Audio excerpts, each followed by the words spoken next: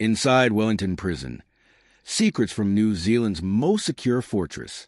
Most stories about maximum security prisons begin with violence, but this one begins with a letter.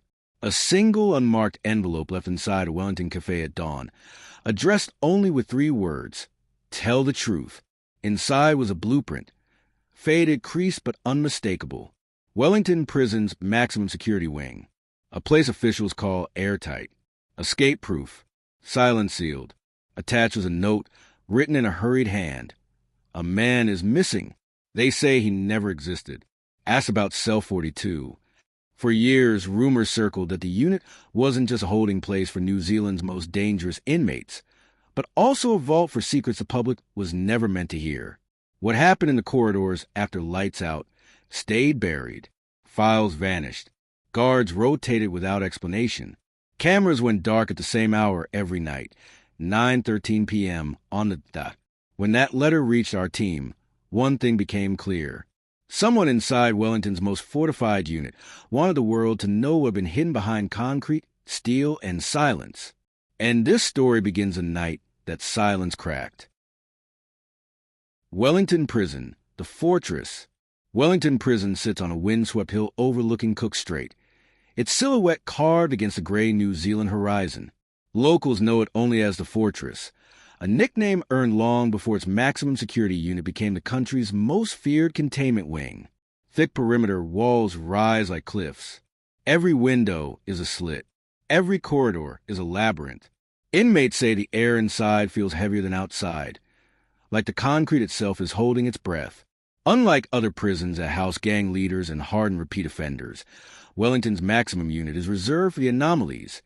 The inmates too unpredictable for general population, too dangerous for transfer, too valuable to release. But the strangest detail isn't who gets placed there, it's who gets removed. Because once someone is moved into the far end of the wing, the one labeled simply Section C, they don't come back. Their records close. Their names vanish from internal logs. And staff who ask too many questions find themselves reassigned overnight. On paper, Section C doesn't exist. And yet, every guard knows its door. The missing inmate. The story that brought this entire investigation to life revolves around one man, Jonah Mayshew, a former commercial diver with no criminal history, no known enemies, and no reason to ever set foot inside a maximum security unit. But in March 2019, Jonah was arrested outside a hardware store for interference with restricted government property. No trial, no public statement, no explanation, just a sealed order. His family was told he'd been transferred to a secure facility temporarily. That was the last update they ever received. Weeks later, phone calls stopped. Letters bounced back. And when his sister attempted to visit, Wellington Prison officials told her no one by that name was in their system. But internal whistleblowers later confirmed what the documents tried to erase. Jonah Mayshew was taken to Section C, and then he disappeared. His absence sparked a wave of anonymous messages that would make their way to journalists, activists, and eventually that unmarked envelope in the cafe. Someone wanted the world to remember Jonah. Someone wanted the silence broken. What makes his case different isn't just that Jonah vanished. It's that the evidence he carried into that prison, the evidence that may have cost him everything, was never recovered. And whatever it was, it terrified the right people. The night cameras went dark. Every prison has routines, predictable, rigid, documented down to the second.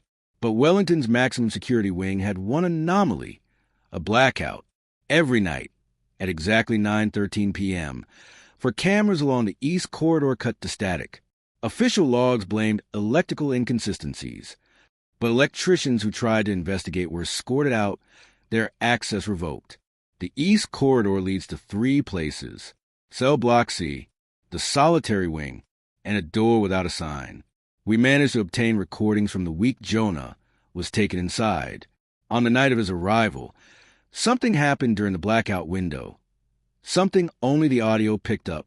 3 sounds: a metallic slam, a short, sharp command, and a single phrase repeated by a voice we still can't identify.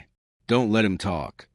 When the lights returned, the cameras flicked back on. The corridor was empty. Jonah was never seen again. And whatever happened in those 2 minutes left a crack in Wellington's impenetrable reputation, one that grew larger as more whistleblowers stepped forward. The guard who broke protocol. Most guards avoided Section C like a curse, but one, known to us only as Marcus, chose to break years of silence. He reached out anonymously with a warning. There's a reason no one returns from that hallway. It's not for punishment.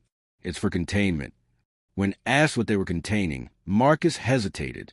Then he sent a second message, a 3-sentence confession that shifted this entire story.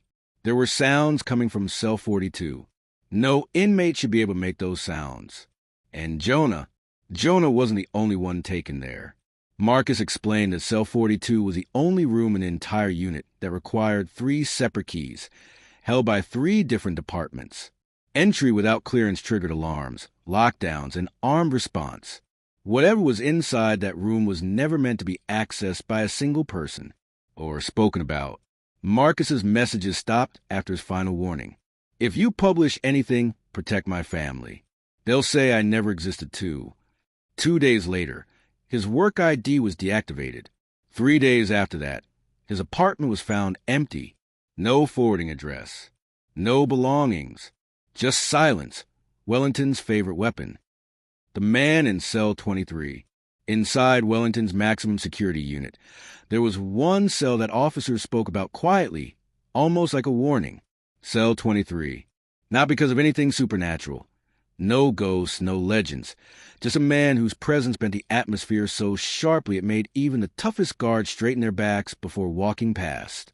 His name was Calvin Ringy, but everyone inside, guards, prisoners, medical staff, called him CJ. 3 letters. Clean, simple, but heavy with the kind of reputation most men never survive long enough to earn. CJ wasn't the loud type. He wasn't the one banging on doors or shouting threats down the corridor. In fact, what made him terrifying was the exact opposite. He was silent. Silent in a way that made the air feel colder, like the hallway itself held its breath around him. CJ had been in the unit for nearly 8 years. That alone told you everything. The maximum security unit at Wellington wasn't a place anyone stayed long unless the system had completely given up on rehabilitating them or unless they were too dangerous to be moved anywhere else. But here's the strange part. No one could tell you exactly what he'd done to end up there. Some officers said he'd taken down an entire crew single-handedly. Others swore he had ties with high-profile gangs on the outside. A few believed he'd turn on his own syndicate, and the government locked him in here not to punish him, but to hide him. Every version had a different villain. Every version had a different motive. But not one of them had been confirmed. The file on him? Locked. Restricted. Even the unit commander didn't have full clearance. And that's what kept the whispers alive. When Noah walked into the unit for the first time, and the door slammed behind him, it wasn't the echoing metal that rattled him. It was the silence that followed. A silence broken only by a single, measured voice drifting from inside cell 23. CJ wasn't yelling.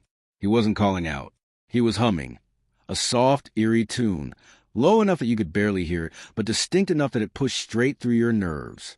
Noah didn't know why, but the sound rooted him in place. That tune didn't feel random. It felt intentional, like a warning, or a test. And as he glanced toward cell 23, he saw a shadow shift, slow, deliberate, just enough for Noah to understand that the man inside knew he had a new neighbor and was already sizing him up. But here's the thing no one told Noah. CJ didn't acknowledge people unless he wanted something from them. And if he did want something, someone else always ended up paying the price. Noah would later look back on that moment and realize something chilling. CJ wasn't humming to himself. He was humming to him. And that was the first sign that something inside Wellington Prison was about to unravel.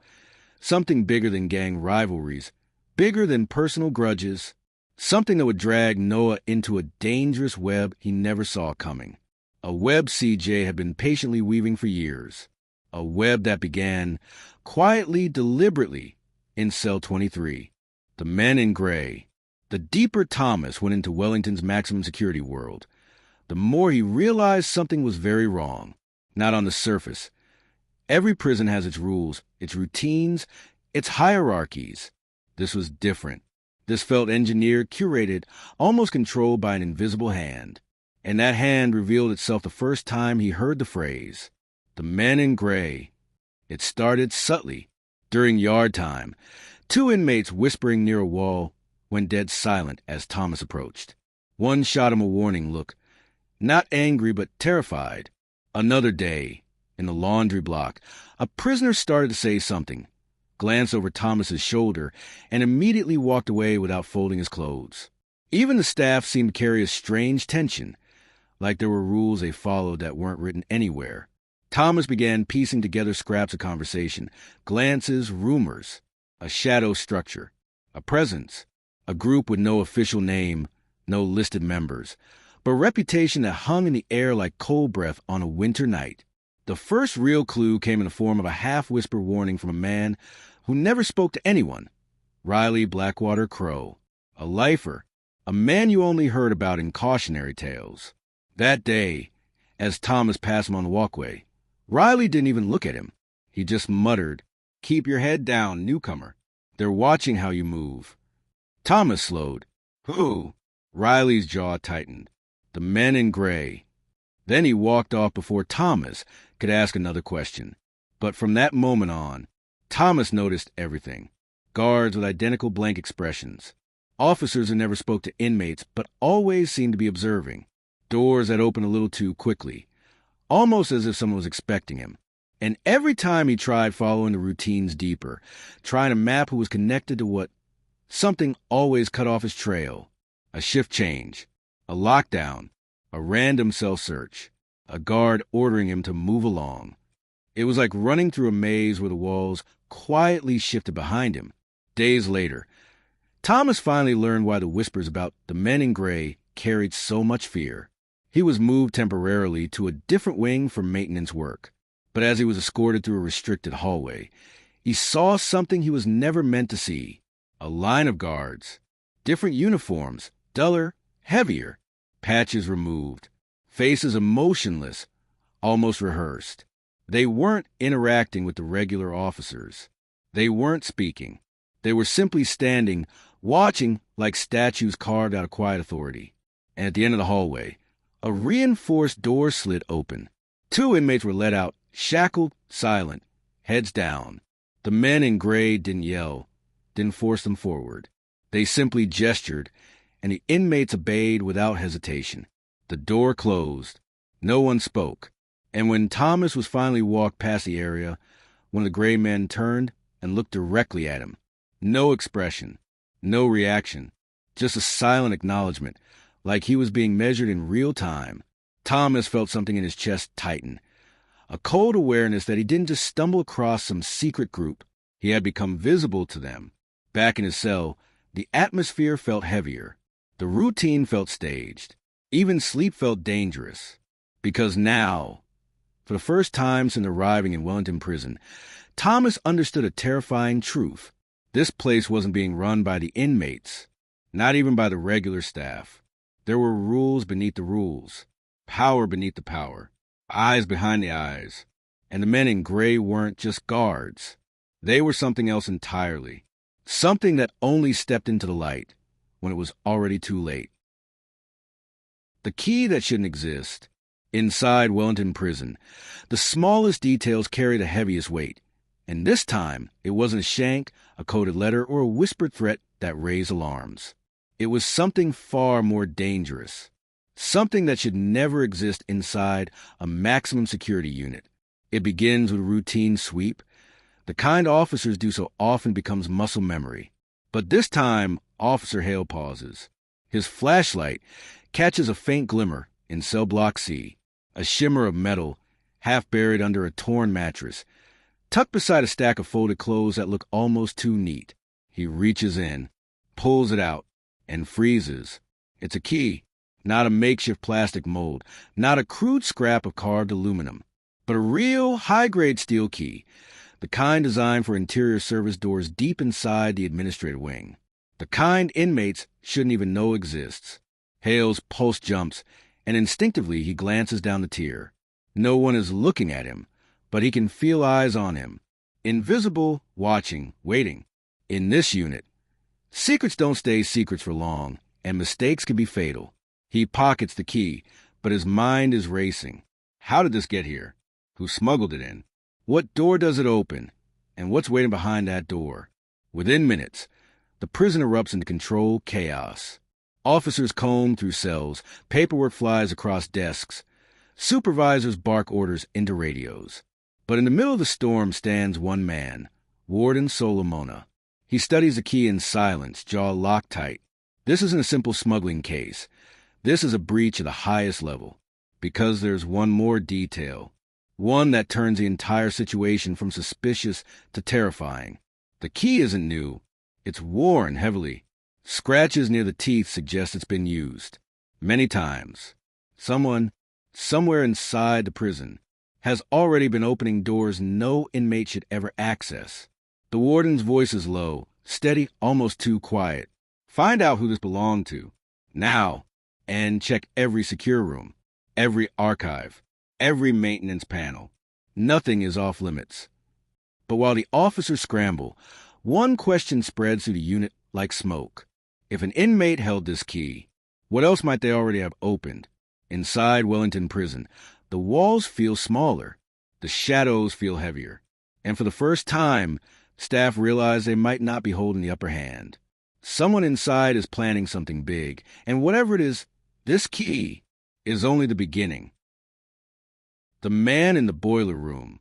The deeper you go inside Wellington Prison, the more it stops feeling like a correctional facility and starts feeling like a place that wants to keep its secrets buried. And for years, no secret was bigger or more quietly whispered than the man who worked beneath the prison.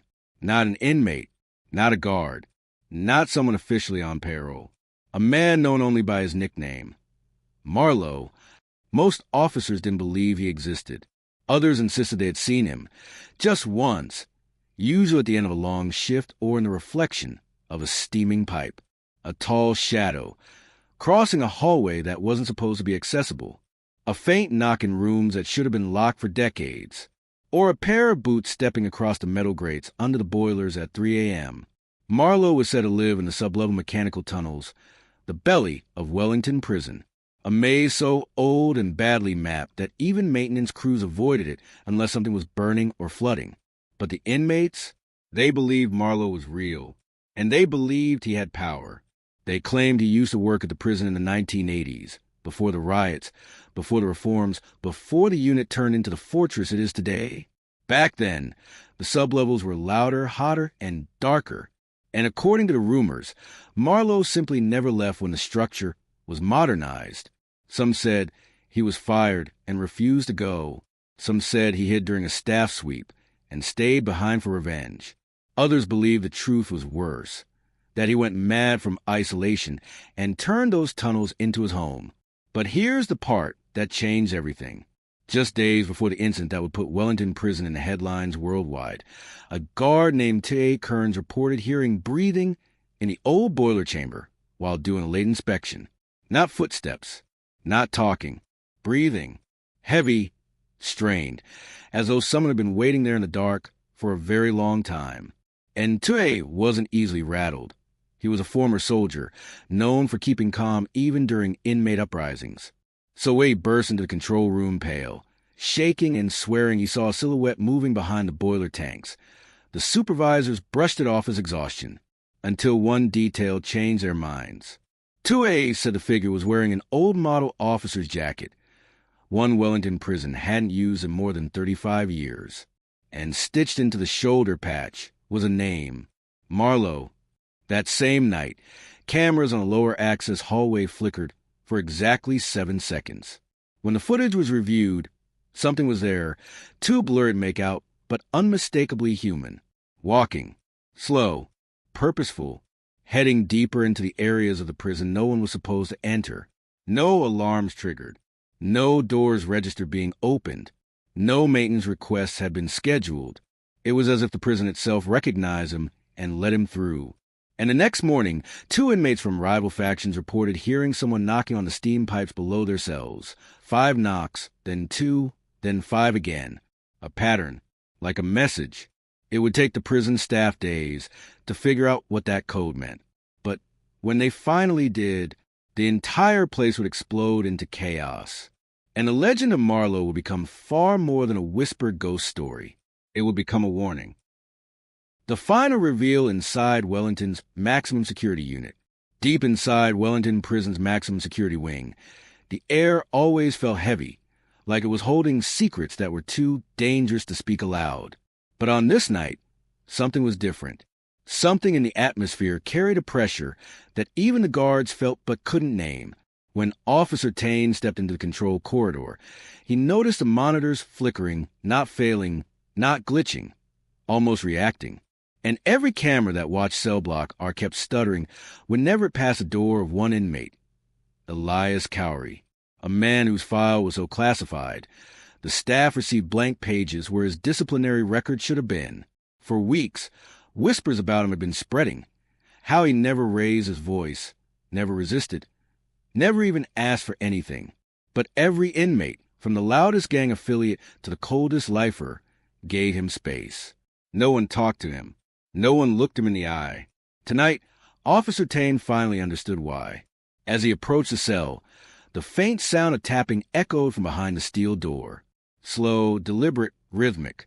It was Morse code, the kind prisoners used decades ago when they needed to say something without attracting attention. But this didn't sound like a message being sent. It sounded like someone was responding to a message that had never been made. Taine froze, hand hovering over the door, because suddenly everything went silent. Then a voice, calm and unsettlingly composed, drifted from inside. "Officer Taine, you're late." Taine's blood ran cold. He hadn't said a word, hadn't touched the door, hadn't even shifted his boots on the concrete. How did this man know he was there? He forced himself to open the food hatch and look inside. Elias was sitting exactly where he always sat, cross-legged on the floor, hands resting calmly on his knees, staring straight ahead. But tonight, there was something in his eyes. Not anger, not fear, awareness. As if he had been waiting for Taine specifically. "You've been hearing things," Elias said softly. "They think they're hiding it. But nothing in this prison stays hidden." Taine swallowed hard. "What are you talking about?" Elias tilted his head, listening to something Taine couldn't hear. "A transfer," he whispered. "Unauthorized. They're moving someone tonight. Someone whose story can't leave these walls." Taine's heart pounded. There was a transfer happening. A secret one. Logged off the books and supervised by outside agents, not correction staff. He had overheard it earlier, but assumed it was above his pay grade. How do you know that?" Taine asked. Elias finally looked him in the eyes. "Because Wellington Prison isn't what you think it is," he said. "And neither are you." Suddenly, the lights down the corridor snapped off. The emergency lamps flared red. Every cell door clanged as automatic locks disengaged. Taine stumbled back. No, the system can't do that on its own." Elias stood up slowly, his voice barely above a whisper. "Officer Taine, the transfer isn't about moving someone out." He stepped closer to the hatch, and for the first time since his arrival, he smiled. "It's about moving someone in." Footsteps thundered from the other end of the corridor. Rapid, heavy, too synchronized to be inmates. Tactical boots. External operatives. The kind who didn't wear name badges. As the red lights flashed, Elias placed his hand behind his back and calmly faced the wall, as if ready to be taken. "You're about to learn," he murmured, "why I'm really here." Taine's breathing quickened. Everything, every rumor, every glitch, every classified page, finally made sense. Elias Cowrie wasn't the danger. He was the warning. And whatever those operatives were bringing into Wellington Prison tonight, it wasn't for the inmates. It was for him. As the corridor shook with the arrival of the special unit, the cell door slid open, not with force, not with error, but as if the system itself had decided it was time. Elias stepped out into the red emergency glow. And the last thing Taine heard before the operatives reached them was Elias whispering for words that changed everything. "Welcome to the real story."